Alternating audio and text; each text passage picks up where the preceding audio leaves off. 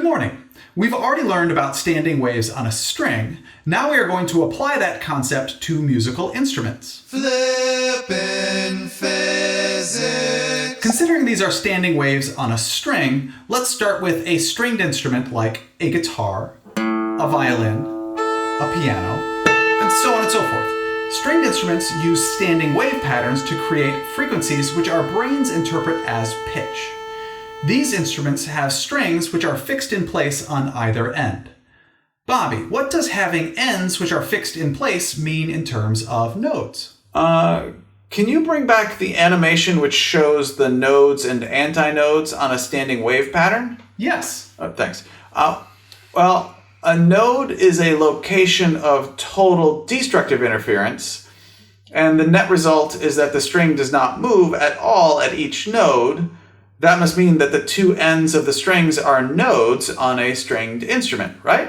Correct. Both of the ends of the strings on stringed instruments are nodes. That means the first standing wave pattern we can create on a string has two nodes, one on each end, and one antinode in the middle. When this is the case, Bo, how many wavelengths equal capital L, the length of the string? Well, that standing wave pattern represents half a wavelength. So half a wavelength equals capital L, the length of the string. Right. Therefore, the wavelength of this wave equals 2 times the length of the string. Recall that the speed of a wave equals frequency times wavelength. That means the frequency of the wave on this string will equal the speed of the wave divided by the wavelength of the wave. Or for this standing wave pattern, the frequency of the wave equals the speed of the wave divided by the quantity 2 times the length of the string. Mr. P? Yes, Bobby? What do you mean by the speed of the wave? Remember, the standing wave pattern is created by the constructive and destructive interference of the periodic waves which are moving through and being reflected in the string. Yeah, and we found the speed of a single wave pulse on a string. So that is the speed he is talking about here. The speed of the wave pulse on the string. That's right. Thanks. You're welcome. You're welcome. Billy, the next possible standing wave pattern has how many nodes and antinodes? Well, that would be 3 nodes and 2 antinodes. In that case, the wavelength of the wave equals the length of the string, and the frequency of the wave in the string equals the speed of the wave divided by the length of the string, right? Correct, Billy. And let's add one more. Bobby, what about the next possible standing wave pattern? The next possible wave pattern has 4 nodes and 3 antinodes. That means there are 1 1/2 wavelengths on the length of the string, and the wavelength equals 2/3 the length of the string, and that means the frequency of the wave in this standing wave pattern equals 3 times the speed of the wave divided by 2 times the length of the string. Very nice, Bobby.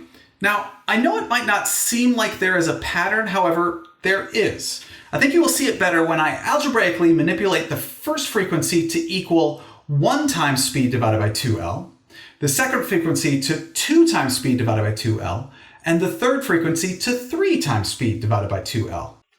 Each frequency is an integer times the quantity speed divided by 2 times the length of the string. Correct, Bobby. The frequency of the sound created by a stringed instrument equals the variable lowercase n times the speed of the wave on the string divided by the quantity 2 times the length of the string. The variable n is called the harmonic number, and when n equals 1, the frequency is called the fundamental frequency. Got it. The fundamental frequency is when the harmonic number equals 1 and the standing wave pattern has the lowest frequency, the largest wavelength, and the least number of nodes and antinodes in the standing wave pattern on the string. The fundamental frequency is also called the first harmonic because the harmonic number equals 1. When n, the harmonic number, equals 2, that frequency is called the second harmonic. When the harmonic number equals 3, that frequency is called the Third harmonic. When the harmonic number equals 4, that frequency is called the Fourth harmonic. When the harmonic number equals 5, that frequency is called the 5th harmonic. I think we get it. Sure, but did you notice that each of the harmonics is the harmonic number times the fundamental frequency? Oh, right. That means each of the harmonics is an integer multiple times the first harmonic or the fundamental frequency. That is pretty cool. Yeah. Let's take a moment to look at and hear what these frequencies sound like. I can pluck the open A string of a guitar and we hear the 440 hertz concert pitch frequency I've used in a lot of my lessons. This is the fundamental frequency for this string. When I hold my finger against the middle of the string, but do not press the string against the fretboard, I force a node at that point and create the second harmonic. So I have a question.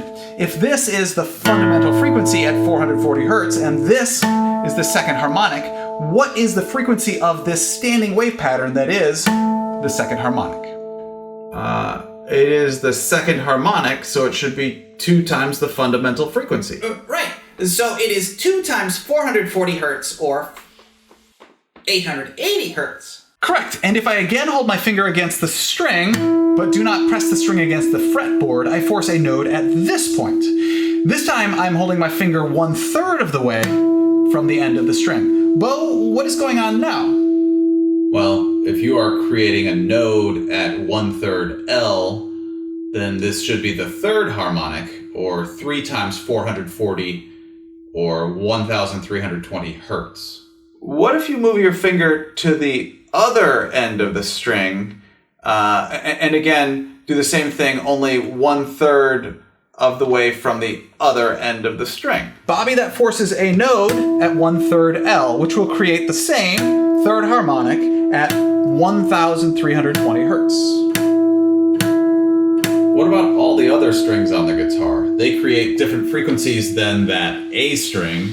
However, they all have the same length, right? Right, each of the strings creates a different frequency or pitch. I'm not going to get into the specifics of why in this video.